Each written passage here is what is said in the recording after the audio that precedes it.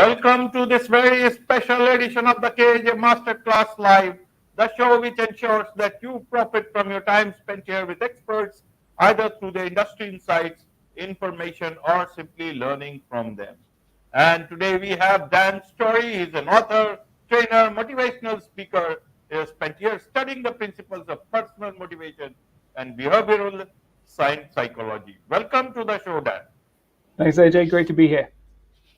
You are welcome to the show, Dan. You are welcome to India in this online form. And I'm sure not just in India, but a lot of people across the globe will benefit from what we are going to talk right now. We'll be talking about personal transformation. We'll talk about your personal transformation blueprint. So, my first question to you, Dan, is to understand a bit about you first. You know, who is Dan Storey? What story he has got? Have you been doing this from the very beginning, or there is another story? Help us a bit about yourself.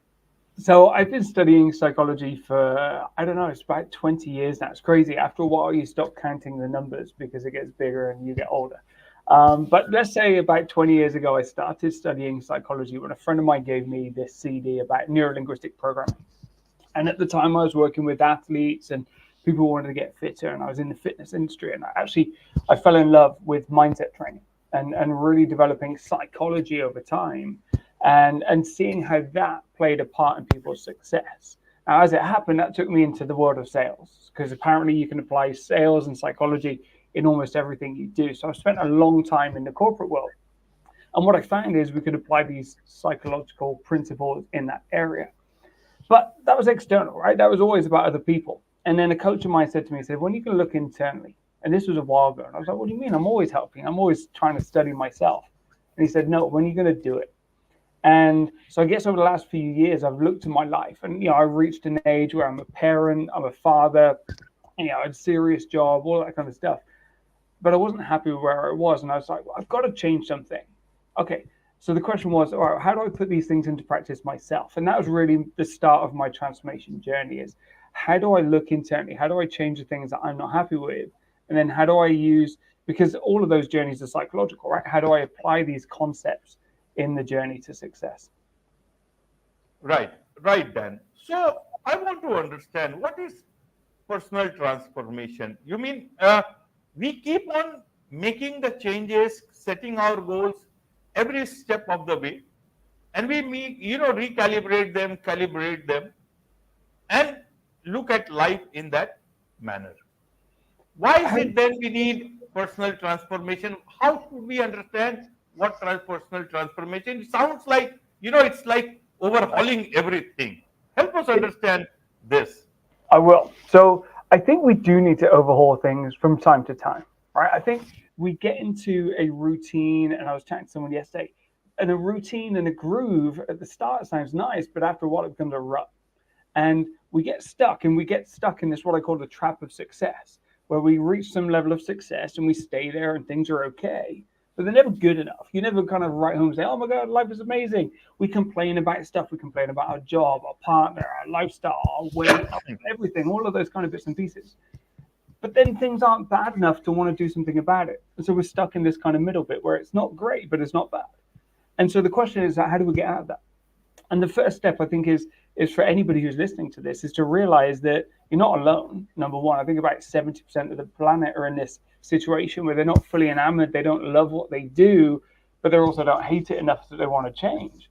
But the question is, like, if you're going to give your life a score of 1 to 10, these NPS surveys, right?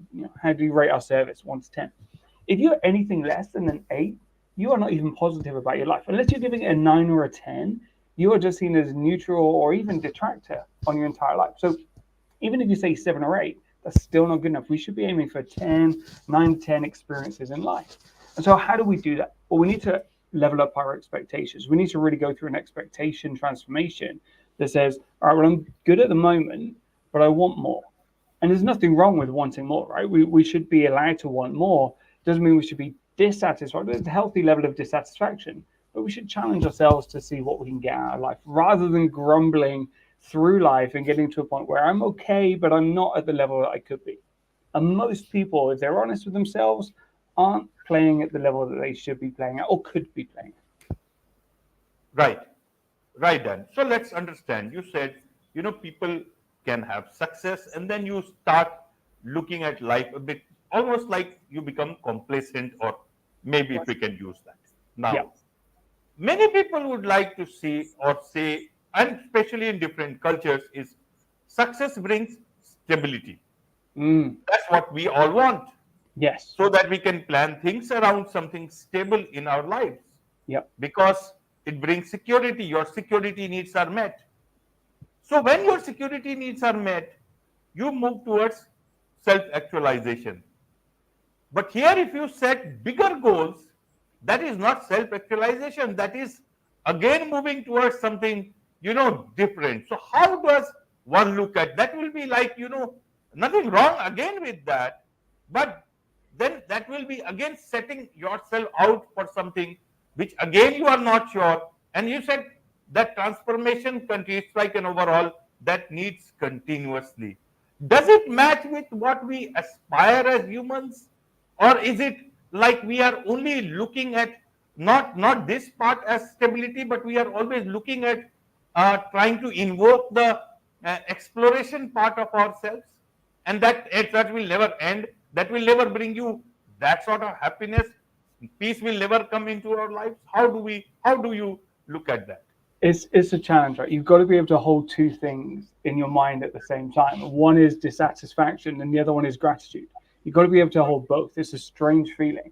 If you only hold dissatisfaction, if you only get angry about your situation, we all know these people. I don't like it. I don't like it. They just get angry and angry, and so that's not good. We can't have that energy. At the same time, if we're only grateful and appreciative, then we have no motivation.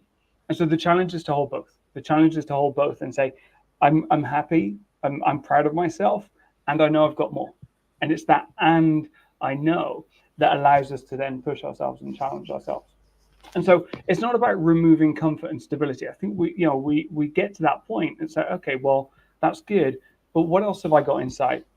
And there's a great quote, and everybody who's been to any kind of personal development seminar would have heard this question, which is, what would you dare to do if you knew you could not fail?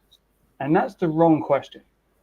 Everybody asks that question, but it's not that. The question is actually this, and Seth Godin, I always give him credit for this, I heard it from him first, is what would you dare to do if you knew you would fail, but you would do it anyway? And this is what a lot of people let go of. They let go of this chasing a dream idea because they think they might fail. But if you love it, go and do it. And many people forget what they're passionate about. They forget what they actually want to do in life, and they settle into this mediocrity place. And so that's the challenge: is reconnect with those things that you would do it even if you knew you would fail, but you would do it because you love the journey and you love the process and you love the creation. Right, Dan. So, how many transformations does a person need to actually know that this is the final thing that he or she needs? Or is one transformation enough if done in the right way? You never get enough. This is the thing. And actually, in the book, I've got it here. In the book, I talk about some of the research because I'm a bit of a nerd, but I also apply it very heavily in practical senses.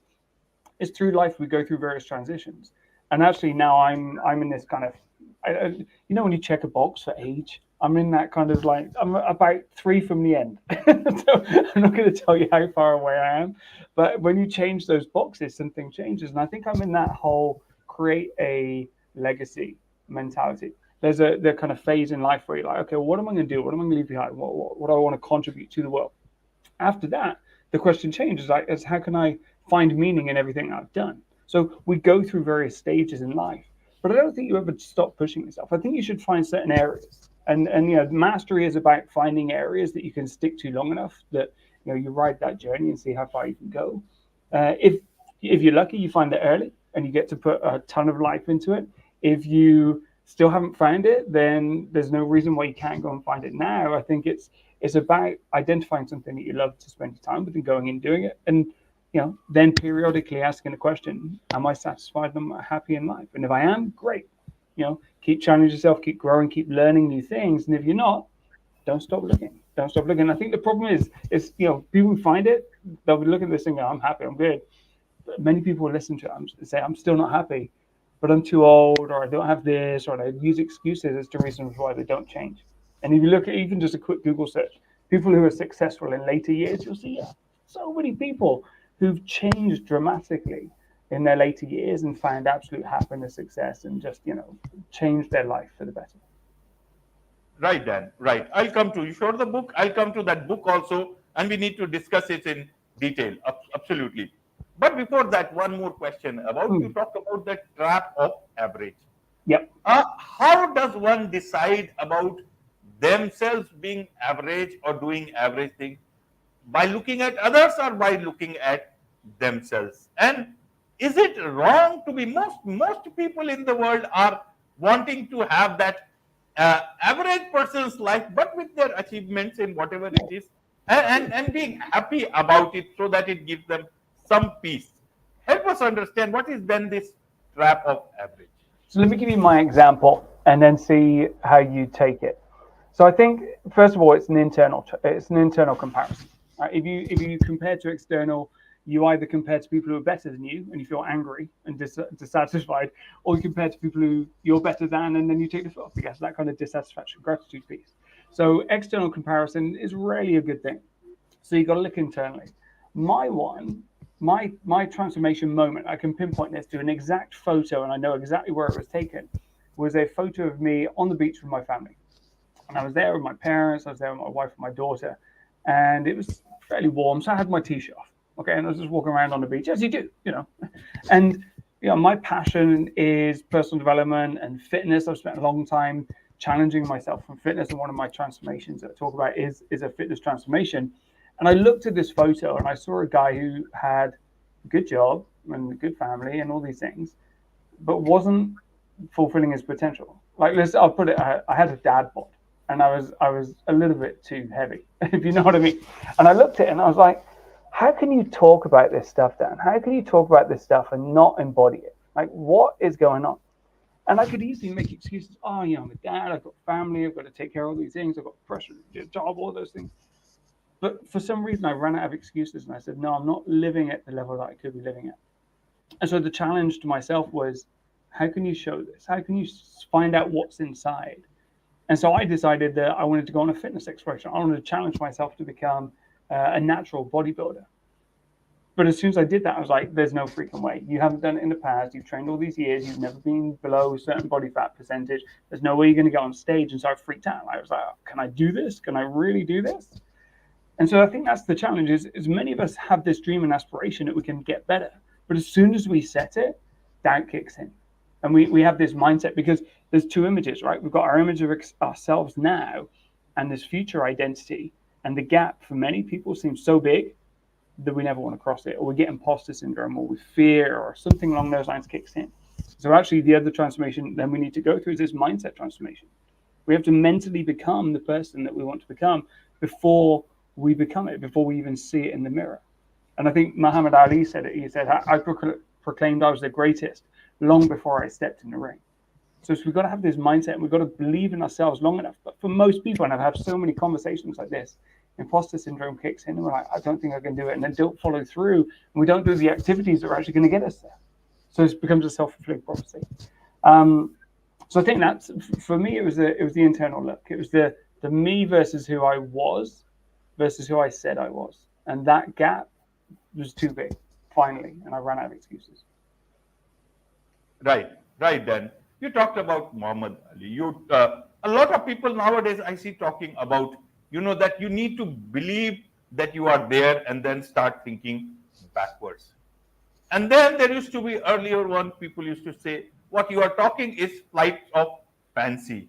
Now, how do I differentiate between the two? Because someone will say, I'm trying to manifest.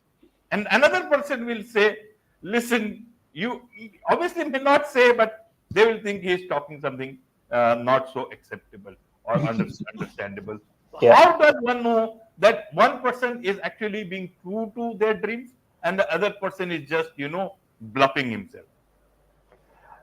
So I don't think there's much of a disconnect. It's the path that you take. This is the strange thing. Because if we, and go fluffy look for a moment, if we closed our eyes and imagined the person that we could be, that's the law of attraction, right? That's the secret. That's everything, right? And so just imagine who we are and attract it into the world. Now, if you look at the science behind that and the psychology, we do become aware of opportunities. The psychology, the reticular activating system within the brain starts to notice things that are in alignment with our goals. Okay, so the secret has scientific fact and scientific basis, whether you want to call it a secret, law of attraction, prayer, any of those things, manifestation, whatever fluffy woo-woo word you want, and I've done all of them. You can apply it. The question is, and if you go to the secret, there's one guy in the secret, I have to give him credit, Joe Vitale, who says, everyone else talking about, manifestation. Joe Vitale is the one that said, you need to act on it. You've got to do Right. something about it. You've got to do, these opportunities will appear, but unless you do anything about it, nothing's going to happen. And so this is the third section is work. You've got to work. You've got to put a work rate in. And so most people have an adversity to work these days. We want things quickly. We have overnight delivery or same day delivery. People deliver us food if you text them on an app or something along those lines. Sorry, that's how old I am. I use my thumb. This idea. It's not just purely thinking about something. It's being prepared to put in the work. And so, if you take bodybuilding, for example, bodybuilding is a perfect metaphor for what it is, because you can't outsource your press ups. You've got to go to the gym. You've got to do the food. You've got to diet. You've got to do all of those things. There is a sacrifice to be made. Most people just want to do a little bit or add a habit or 5 minutes here or there, get rich quick type scheme. No, you've got to sacrifice. You've got to make cutbacks. Like I could do all of the bodybuilding and the training and the eating, but unless I diet, unless I take something out of my diet, it's not going to happen. If I don't take time or find time to go and train, it's not going to happen. And so we have to give something up. If we really want success, something else has to give. Now, most people have a lot to give. Right? If you think about how much time people spend watching Netflix or scrolling through social media or just useless, not useless, but they're kind of tension alleviating time. You could take that time and reinvest it into something. You'd have tons of time. So you don't need to quit your job to do anything like this, but you do need to give something up if you really, really want to look at success. And success is nothing more, if you look at the research, than the accumulation of 10,000 hours. That's basically it. Do 10,000 hours on anything, you get really good at it. Most people quit after 2, 3, 4, 5 hours. Yeah, go through 10,000 hours, see how good you get. But to do that, you've got to give up something. You've got to give time. You've got to prioritize that above other things. And most people don't. They believe in work-life balance or whatever that is. And so that balance never tips in favor of success. So I think if we come back to your question, which is it dream state? It's a dream state if you don't work at it. But if you manifest and then work, that's a powerful combination in my mind.